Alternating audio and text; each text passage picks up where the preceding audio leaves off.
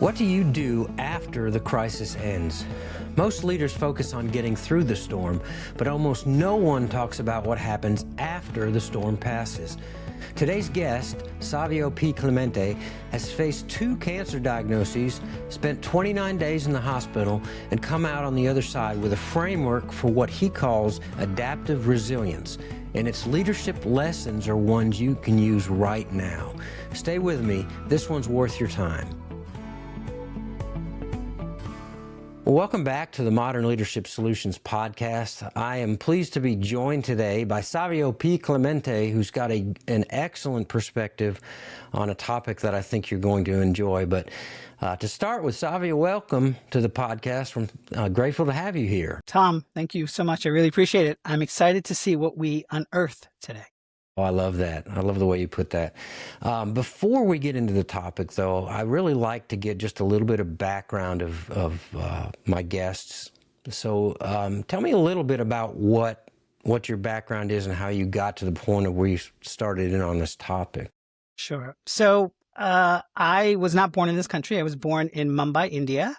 My parents are from Goa, India, and that was actually ruled by the Portuguese for about 400 years. So when people look at my name and look at my face, they're just really confused because they think I look Indian, but not really. Came to this country when I was 3, and I grew up in a county in New York called Westchester. It's about 40 miles north of New York City. If you ever watch the show, The Facts of Life, it took place in a little town called Peekskill, and that's the town that I grew up in. I went to school in New York City. It was extremely invigorating and also a little bit challenging. And I studied computer science and information systems. I worked for many startup companies. I actually was in the .com boom and also the .com crash. So my background, the huge bust, which people are saying may be happening with AI, but well, let's see, because it's so early. No kidding. Absolutely. And so, no. And then I worked for .coms and startups, and then I worked for, I started a company with a bunch of individuals. And it was a TV production company. That wasn't too successful, to be honest, but I learned a lot from it. And then 2014 happened. And then... Yeah, absolutely. That kind of gets us into what the meat of this conversation I hope will be about, because we're talking about crisis and what leaders go through in crisis. The interesting part that you bring to this, and it's a perspective I've not run into before, is everybody talks about what the leaders need to do to get through the crisis. You bring this element in of what happens after that. And so take us through this element of crisis. So I would say crisis is not something I willed onto myself. No one does really, but I was faced with a cancer diagnosis in 2014. I came back from a trip with a friend we went to Paris, London, and Amsterdam. I was just noticing drenching night sweats, which is odd because those countries, it's not really that humid.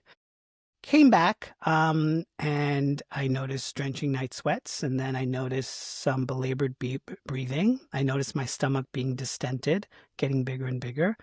At that point in time, I was 38 years old, and I didn't even take aspirin, to be honest, Tom. Not that I didn't like medication. I just wasn't someone who needed it. I took really good care of myself. I exercised 6 days a week, spinning, boxing, strength training. I took vitamins. I ate right, the right amount of protein, etc.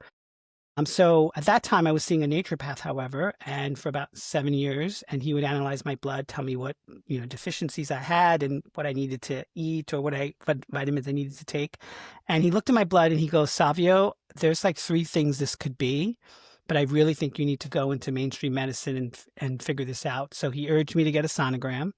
Got a sonogram. They wouldn't let me leave the office, and they actually told me to get a relative to come pick me up, which I thought was strange because I drove there. Oh.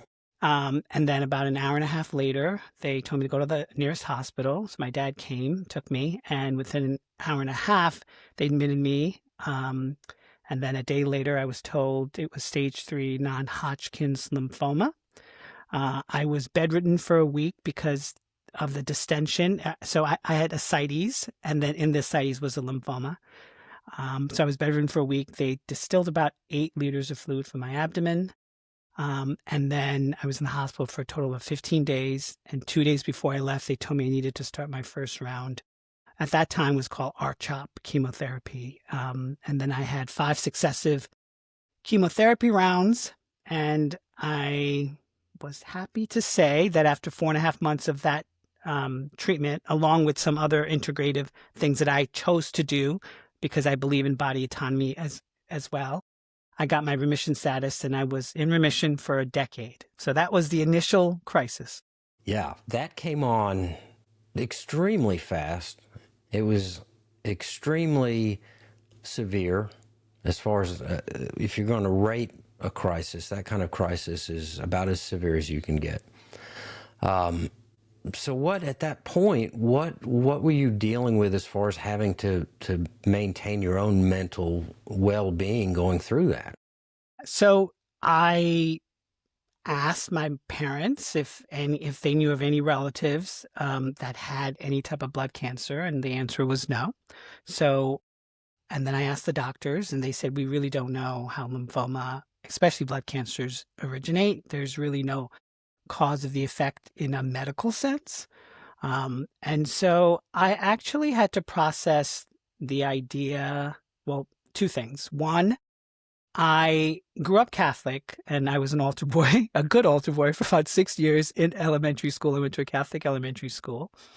And in college is when I decided that I wanted to explore other belief systems. So I studied everything from Buddhism all the way to, Vedic philosophy. And I knew that this was happening, so I wasn't pretending it was. But I also really, Tom, was not afraid of dying, so to speak, although it was pretty bad. They actually told me it was really bad. I was actually more afraid that I didn't live up to my own potential or people's potential. Not like in a success-driven way, but more of what is it that I want to experience in life? What is it that I came to do? That sort of thing. So that I was wrestling with that. And then I was also wrestling with this aspect of I saw myself as 2 desperate parts. Like there was Savio confined to the hospital bed, doing the best I can to accommodate myself and to other people, because I believe that you need to, everyone is in unison to try to heal you. So you need to show up properly because it's not that you're just serving you, but you're serving them as well. So I just made sure that I was aware and awake, even when I was tired and famished and nauseous as well. The really odd combination. I knew that there was Savio who was suffering in the bed, but I also, to some degree, knew that I had this sense of vitality. I had hopes still. My spirit was alive. And so I had to kind of come to terms with that as well, that one aspect of me was not doing well, but the other aspects of me were doing well. And so it was definitely an exercise in self-awareness. It's almost as if you step back and take a third person look at yourself. That's what it sounds like to me, is that you're looking at it from a standpoint almost as removing yourself and then trying to decide how you had to frame this. Yeah, I to some degree, even back then, so now it's like 11 years later, or 12 years later, even back then, I knew for myself that healing wasn't linear. And I think that's the mistake people make.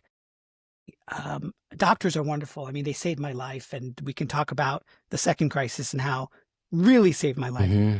But I think the problem occurs is that when crisis happens in any form, mine just happened to be medical, you assert your power over to someone else and you allow that to dictate what happens. There's a large amount of control that, like, I can't control my red blood cells.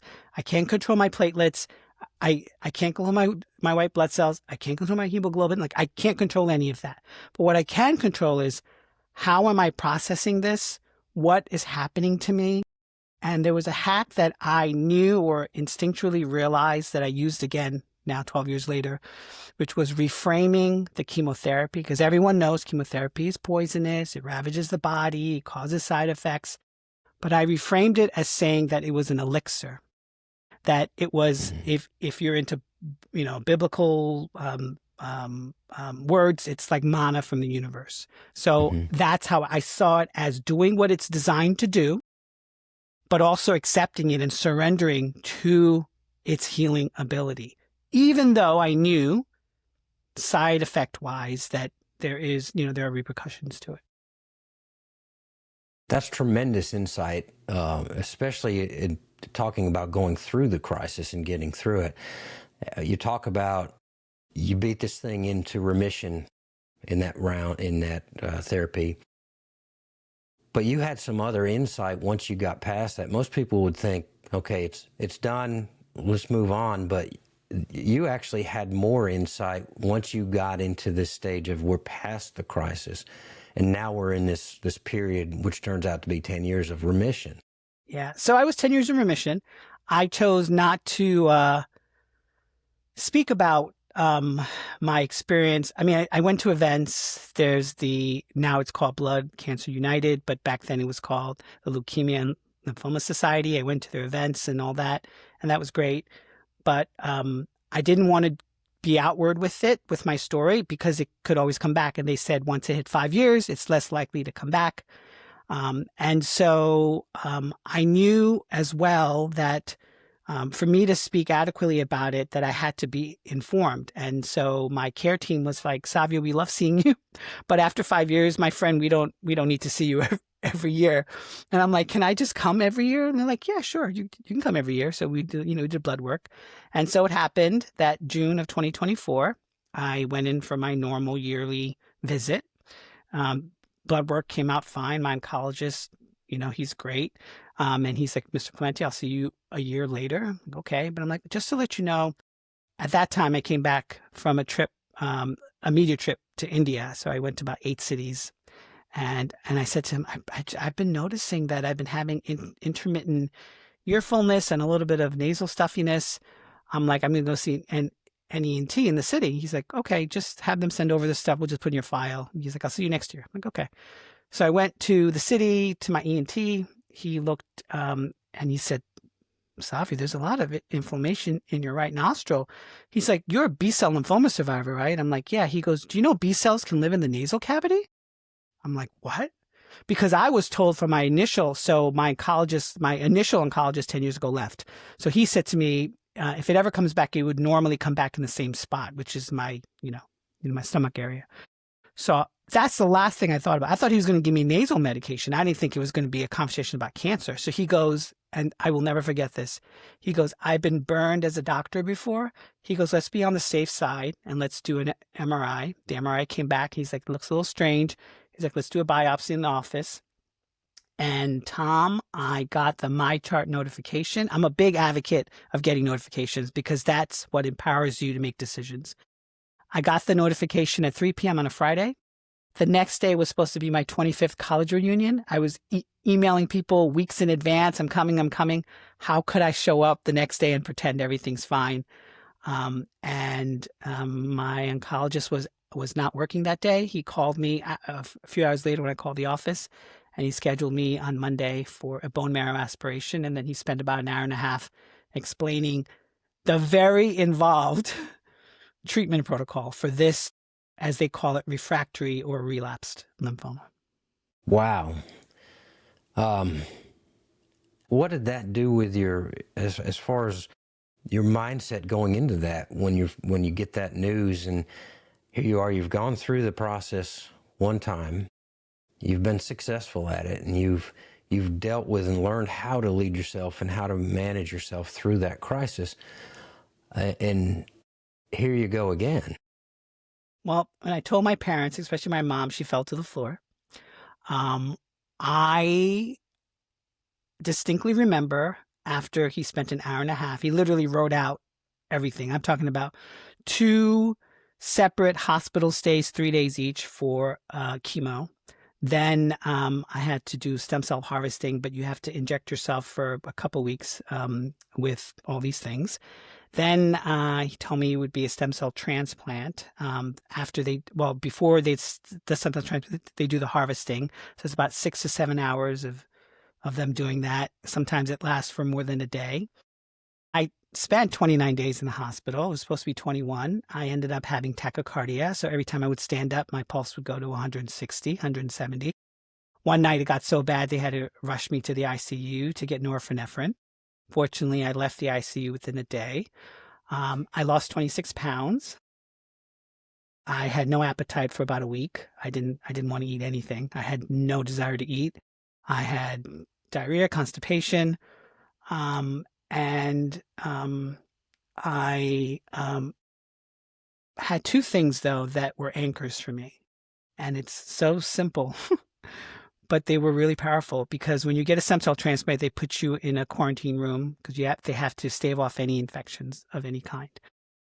I had two things that are really, I think, very powerful grounding exercises for people, which is this idea of stillness and silence. Those are free. I could call upon them anytime, anywhere. And they really allowed me what I felt was like a spiritual exile, so to speak. Really allowed me really to tap into this ability to find the balance and the recalibration of it all. Even though I was sick, even though that people, the techs would come in and do my vitals every 4 hours, even though I hear beeps, I was in a room, so most of it was pretty silent. So beyond that, I ended up getting scans, and they told me I was in CR, which is complete response or complete remission. I choose not to use the word remission anymore, as you can imagine why. Right. And then my oncologist was like, there's a clinical trial called PolyV that you can take. It's about 5 months. It's an extra insurance policy, even though you're technically considered cancer-free. And so I spoke to my sister about it, and she's like, why would you want to go through 5 months of it when you just went through like a year and something? I said, because if it ever came back, then I didn't finish the protocol. I didn't finish everything I needed to do. And if it did come back, they can't use that. Like that's gone. That's not how it works. I would have to do something called CAR T therapy. So I went through that. I ended up doing 4 months of physical therapy, because once your bone marrow wipes you out, once your bone marrow is gone, it completely wipes out everything. And believe it or not, Tom, interestingly enough, they actually told me that once they give you a stem cell transplant, they count the days after that. So it's technically and medically a medical rebirth. They actually give you another birthday. Yeah. And I thought they were like, I thought they were doing some like woo-woo trick on me. And I'm like, no, they're like, this is an actual terminology. It's called a medical rebirth. You have a second birthday. I'm like, okay. So now I have a birthday in winter, and I have a birthday in the summer. So I have two presents that people can adorn on me. Yeah, but it doesn't mean you're getting aging twice as fast. But yeah, well. And having been through this, not personally, but as with members of immediate family, we've had several go through similar situations. So I know kind of what goes on in the mindsets and everything. And at what point did you start thinking about what you're learning could be something that you could use to help others, instead of just thinking in terms of, I need to get better, I need to be around for my family, or whatever? At some point you turned this around. I did. And it could be a personality trait of mine, but I think of everything as a piece of alchemy. Anything in life can be turned. If you look at lore and history, alchemists would turn it to gold. Whatever the case may be, I knew that I had to alchemize it. I knew I had to learn something from it. I knew I had to garner wisdom from it. If I was to survive, and just some FYI information, from when I got the relapse in June of 2024 till now, I've known 8 people who passed away from cancer. And some of them, it's only been their first battle at it. So I knew that if I survived this for whatever reason, that I needed to do something with it, even more than what I was doing before. As you're going to be mentioning in the intro, on paper, there's a lot of stuff that I do or have done, and that's wonderful. But who am I really? Like, what this pain that I went through, this experience I went through, I know has to be shared, and has to be shared in a way that I have never shared before. And so I'm grateful, but I'm also aware of the fact that there's a responsibility factor there for me.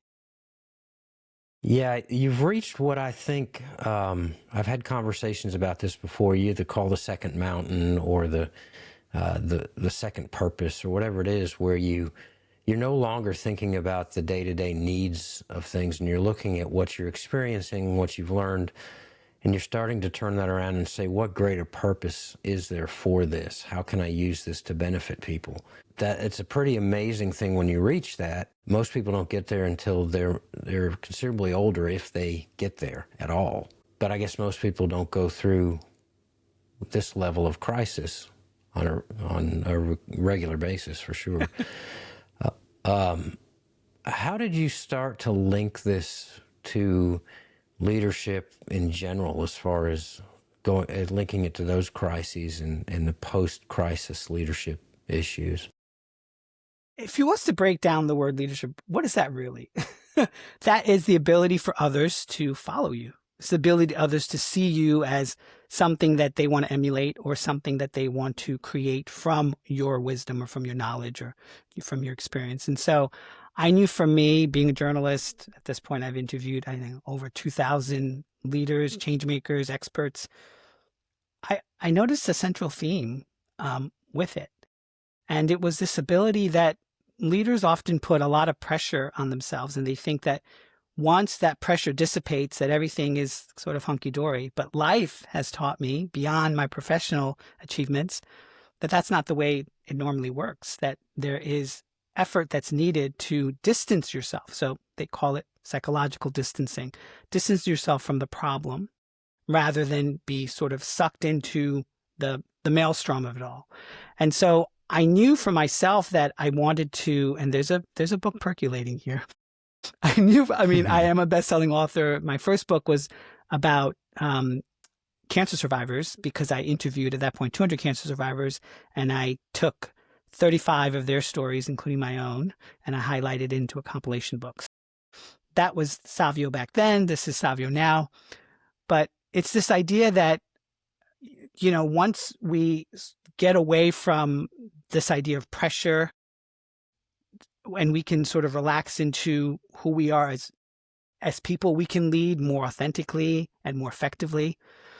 And that was the germination of it. That's a good point. I think that's one that a lot of leaders struggle with, is they try to disconnect those two things. And I think it hurts their authenticity as leaders. And they're not as genuine. They're not really being themselves. So that makes a lot of sense. It's interesting to me to see that you've made that kind of connection, where you could take it beyond just the cancer survivors, just trying to help people get through that type of crisis, and realize that you can adapt this to a lot of different crises, and that the processes, the patterns, they're not that different. In fact, they may be the same. I don't know. That's more for you to say whether they are or not, but it seems like they might be. Well, it's one of the things that I like to speak on now, is this idea, and you mentioned the adaptability, and everyone knows about resilience. Everyone knows this idea of bounce up, back up, right? I might be a poster child for it. Who knows? But I like to say that what helped me was this idea of adaptive resilience. It's that when you're in it, literally in it, you are flexible enough to adapt yourself, to learn, to garner, to grab, to grasp what it is that you can do in order to have that relational aspect. So, for example, I did it with my doctors. They would show up like 14 people deep to do their rounds. And even though I was tired, I made sure I was alert and awake, and optional. But what I did is, every time I would get my vitals and there was something that was, high or whatever, I would go into my AI. I would copy the results, and I would put it in, and I said, should I be worrying about this? This is day 7 of my stay here. And then if there's something seemed a little off, I would ask them in front of all of them. And I wasn't afraid to do that, because people often give away their power. And when you're in a medical situation, the last thing listen, they're experts at what they do. And I gave off and I handed off that expertise to them. But my body's my body. And I know if something's off, I need to speak it. I need to say it. I just don't need to just deal with it. I need to actually understand it. And I think that's the difference between someone who is willing to do the work and someone who's just being passive about it. So how is this being received in non-medical situations? If you're talking to leaders dealing with crises, do they generally see this and see the parallels, or does it take some work to convince them? Well, healthcare leaders completely understand, which is who I speak to. They totally understand pressure. They totally understand the cognitive load, the cognitive fatigue that's involved in this. They make some high stakes decisions. Their decisions can actually ruin a person's life. Like, that's how high stakes it is. I mean, one of my favorite shows is The Pit. I don't know if you've watched it. Every time I watch it, Tom, on HBO Max, my nervous system is completely a wreck, but I love watching it because it literally is what doctors say is how the ER is in some cities. And so when it comes to other leaders, yeah, they of course, I mean, AI has disrupted so much. Yeah. And so they are worried among themselves is whether or not their companies and their teams can actually adapt, but not only adapt, but can thrive, not only thrive, but can actually make sense of it all, because it's really complex and it's changing rapidly. I think it's well received, but I think when you're in crisis, and my bread and butter is this idea of post-crisis, this idea of, okay, now that that's over with, how are you going to recalibrate? How are you going to, quote unquote, reinstitute your operating system? How are you going to make sense of all that? Yeah. So that's a challenge. Yeah, the recovery is always an important part, and that's true in everything. My limited interactions in sports would tell you that if once the race is over, it's how you're cooling down. What are you doing afterwards to recover from that strain and that stress? And that's the piece that I find that a lot of people miss, is they think that because it's not a lot of leadership issues, and even for healthcare professionals, a lot of the decisions, a lot of the strain, the crises they have to face are not necessarily medical related, because they're also in business. They also have to manage people on a leadership level, and so knowing what to do, how do you recover, even making it through a crisis successfully, it becomes, what do you do after that? Well, there's also medical terminology, right, that they speak of. Strategic reversals. It's this idea that something was adopted, but it's less standard, than it was necessary. It's about increasing the ramp. But there's all these terminologies. But at the end of the day, what is that central theme? And the theme is really your ability to self-regulate, which I've had a lot of touch points with a lot of people in the medical field. Self-regulation is not something that's practiced. And that's why they often say that doctors make the worst patients, because they themselves are not able to integrate that. But these are all learned, right? You can unlearn them and you can fix them. And, simple techniques like wellness-driven techniques, like breathing and being present. And the way to do that is through the breath, and also making sure that your feet are firmly grounded. I'm experiencing some level of neuropathy in my feet, so now my feet are tingling. So I'm even more grounded than I've ever been because I notice the physical sensations of my feet in there. So I think, and then also really a huge one is that we were taught very early on that intelligence was like the number one thing. Then we were taught emotional intelligence is really the number one barometer. Now we're taught that metacognition is really this ability to be thinking about the thinking. Is that separation that life thrusted onto me that I learned just through living. And that's the greatest lesson that I learned, is this ability to some degree separate myself from it. And I kind of alluded to it in my TEDx talk as well. So I did that about 2 years before my relapse. Yeah. And that's a good talk. I will plug that here just because I think it's worth looking at. People can go to your website and see a lot of really good stuff, and that TED Talk is the first thing that pops up, and it's a good talk.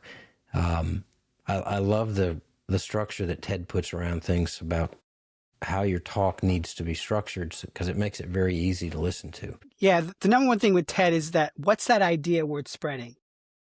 Like, Yeah. what is it? And you have to distill it. Because I know when I did it at TEDx Raleigh in North Carolina, and I think it was like my 4th application in, and it was like over 400 applications, and they only chose 10 of us. So it's like a 4% acceptance. It's like harder to get into that than to like some Ivy League schools. In any event, that's what they need. They need that distillation of your idea. Yeah. It's so, I actually, when I was preparing for this, I was thinking, well, that's actually a really good framework. I'll just follow that. But then I thought, no, that doesn't make sense because people can just go see that on your TED Talk. They don't need to watch me rehash that here. So it makes sense that we just have this different form of conversation and let it go where it needs to go.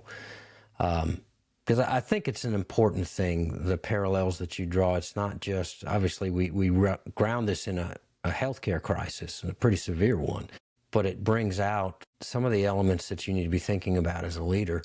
This concept of being able to step back.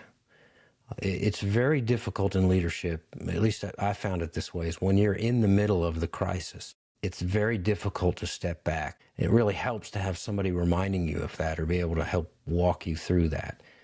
And then even after you're so exhausted, it's just, most people would want to, I don't want to go back there and think about it again. I just want to go to the next thing. And they don't take time to properly figure out what are we going to do with this going forward? What have we learned? What good can we take from it? How can we process it? Well, you know, that actually reminds me, and this might be a little bit of a tangent, but before my relapse happened, and so basically I did my TEDx talk, and then I did that media trip to India, 8 cities. I came back, my editor, what I cover is mostly, in terms of my journalism, is leadership, wellness, healthcare, obviously. But he's like, I have a choice assignment. Would you like to go and cover the red carpet Oscars? I'm like, what? He's like, yeah. Wow. So I went there, and I had a friend who lived in LA. So we went to Malibu and Venice Beach before the fires. So I got to experience that. But one thing I noticed, Tom, and I wanted to mention, is that when I was there, now I'm a coach, right? And I'm a journalist. I'm also someone who went through what I went through, right? The first cancer. So I see things through a different lens. And there I'm at with like a whole bunch of publications, including like, US Magazine. And the celebrities are coming, and I have like choice, right? They're coming to them, then they're coming to me. And I realized something. I realized that they're still acting. They weren't real people there because they're acting for me. They have to put on a good face. They're acting for their managers, their handlers. And it dawned on me. I'm like, oh, this is not really real. Like, I mean, this is real, but it's not real. And it was such an eye-opener for me because that's kind of how I view life, as a series of ahas. And sometimes ahas are horrible ahas, but I think they will inform our next steps if we just pay attention and we, to a large degree, are present. Yeah. I don't know if they're horrible ahas if you can take something from it useful. They may be uncomfortable. I don't know. And I love this concept, what you said. You see things through a different lens. That is so perfect for why you need to be talking to other people and why you need to be getting different perspectives, because those other lenses are important. And you see things that I've not seen. I would suspect there's some things I've seen that maybe you haven't. And so we should be exchanging this. We should be talking. It's the benefit of, yeah, okay, on the salesy side, that is the benefit of coaching arrangements. But beyond that, just having people you can mentor with or talk to is such a benefit. I mean, we all are so different. We all have problems. I mean, there's disruption now in political, social, technological. But I think, and it comes back to a very simple premise, what is it that we can actually share? So I have a family member, I'm not going to say who it is. We have different political belief systems. And it got heated for a while, a long time ago. Not so much now. However, what can we agree on? Like, what can we really, really agree on? And maybe start from there. I think that's important. Yeah. I think it's important, especially in the times that we live in, to do that, to make that an exercise, and to also challenge. I'm just speaking for myself, challenge myself. If I see things through a different lens, then I should be open enough, really, to be accepting of that viewpoint and be accepting of that person. Yeah. Yeah. You don't always have to agree on everything, but you can find places where you agree. And that's a key part. I think leaders need to understand that is certainly with your teams. You shouldn't expect everybody to agree with you outright just on everything, but you should all have some common goals, some common alignment, some grand perspective that you're headed towards. Because I think that allows you then, that if crises happen or something happens that derails the project or the team, that you're able to have that adaptive resilience, right? To get back on track. Otherwise, it's if they don't trust you, and we can talk endlessly about trust and identity and how they perceive you and what your role is. And I often say to people that, it's even said now that corporate America, they're soul sucking. And maybe that's true to a large degree for some people. But my answer to that is, why can't we, instead of soul sucking, why can't we do soul searching within the organization, within the company, within the corporate structure? Why can't that be a thing? Yeah. And you can't argue that it doesn't exist, because it does, but it also doesn't mean it's widespread. It's not everywhere. And so, the extremes, which seem to be where people like to live these days, that's not really the healthy place to be. You have to realize that most of life is lived somewhere closer to the middle. Yeah. And it takes intention. It takes the ability to allow yourself a breath. And really, I think, they call it, in preparing for the TEDx talk, they called it a beat. Take a beat. Mm-hmm. Take that pause, because there's power in that pause as well. Yeah, I agree with that.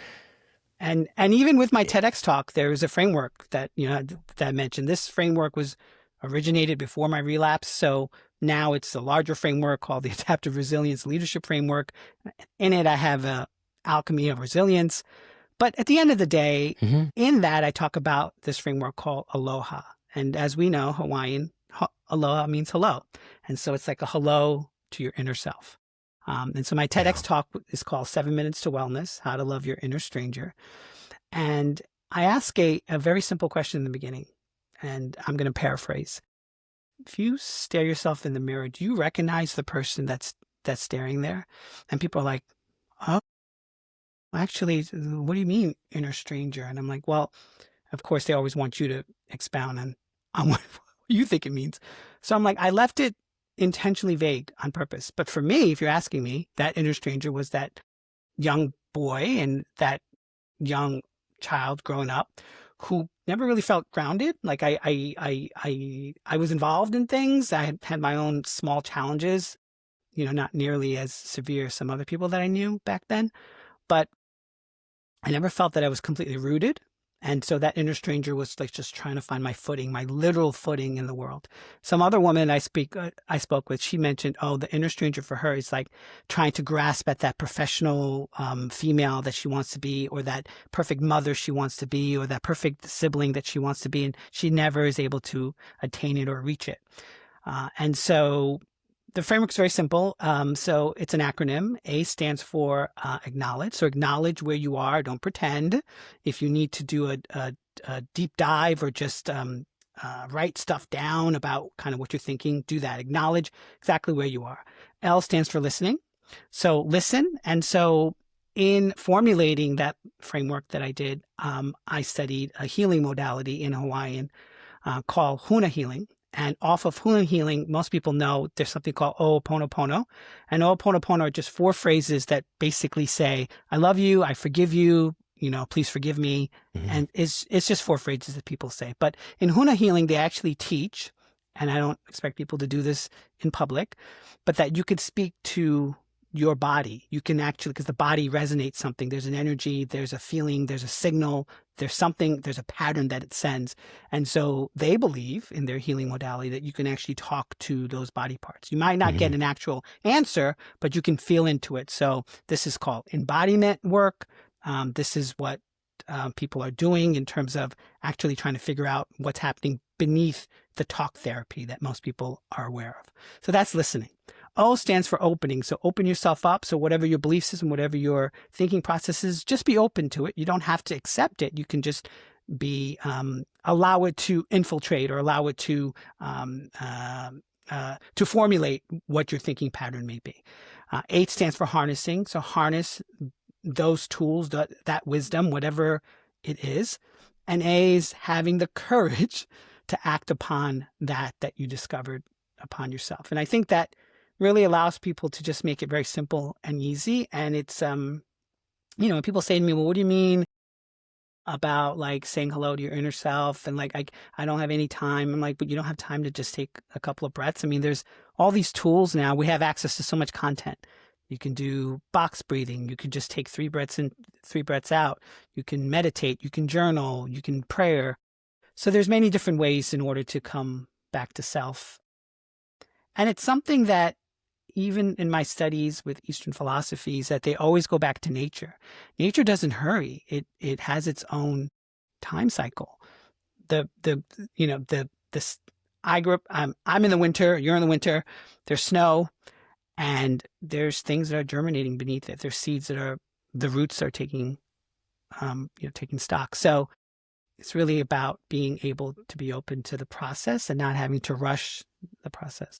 A lot of this is available on your website, and I'll mention it again. I'm actually going to link it in the show notes so people can get to it. I would encourage people to look at it, because there is a lot of good stuff out there. I actually pulled several screenshots off of it just as reminders to myself of things. So it's good. It's really good.